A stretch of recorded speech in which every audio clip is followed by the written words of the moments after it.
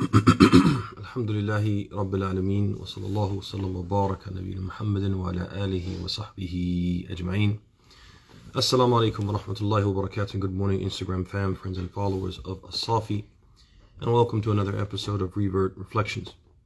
And today we contemplate yet another verse from the Quran in our effort to get to know Allah more deeply, to get more deeply acquainted with Allah in order to love Him as we ought to love Him, and in order to worship Him as He deserves to be worshipped. The verse that we're going to look at today is the second verse from Surah Al-Ankabut, which is the 29th chapter of the Quran, which reads, أَحَسِبَ النَّاسُ أَن يُتْرَكُوا أَن يَقُولُوا آمَنَّا وَهُمْ لَا يُفْتَنُونَ وَلَقَدْ فَتَنَّا الَّذِينَ مِنْ قَبْلِهِمْ وَلَيَعْلَمَنَّ اللَّهُ الَّذِينَ صَدَقُوا وَلَيَعْلَمَنَّ الْكَاذِبِينَ. It says, do the people think that they will be left alone upon saying we believe and not be tested?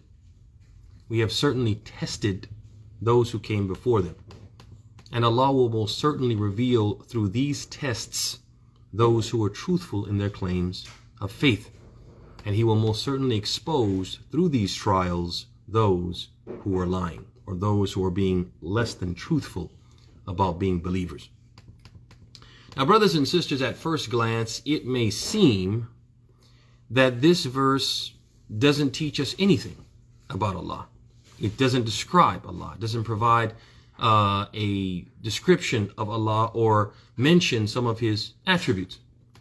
But if we look at the verse more deeply, if we take a more deeper look at the verse, we will see that it teaches us that it is from Allah's sunnah.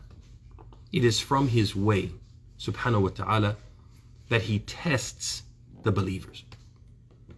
And it is critically important for us, brothers and sisters, that we know this about Allah. It's critically important for every Muslim, especially new Muslims, people who Islam is not a part of originally, it's not a part of their culture.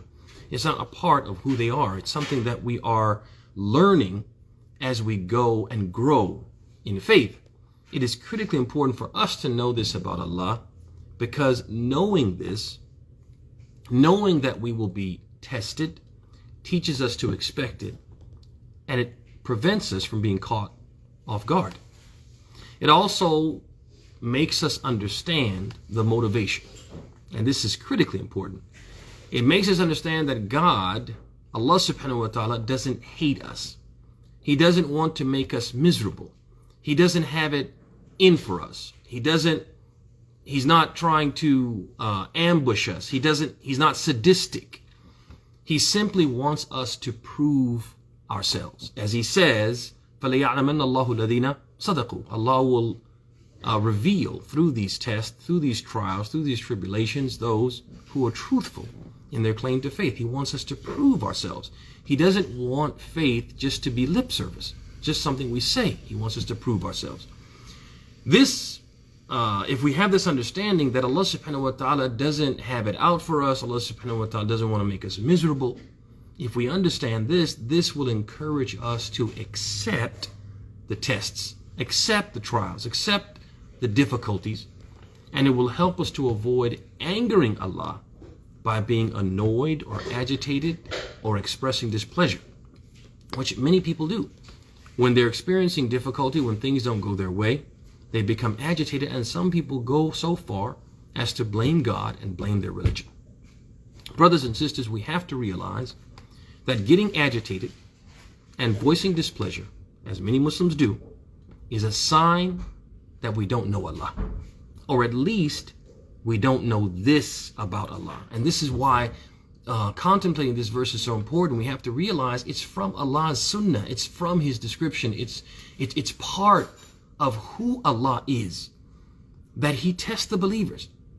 And we have to know this about Allah and know this about our religion. We have to do that. And if we don't know this about Allah, it's going to cause problems for us in our religion. May Allah subhanahu wa ta'ala make us from those who truly know Him. Make us from those who truly love Him. Make us those who truly and fully submit to Him.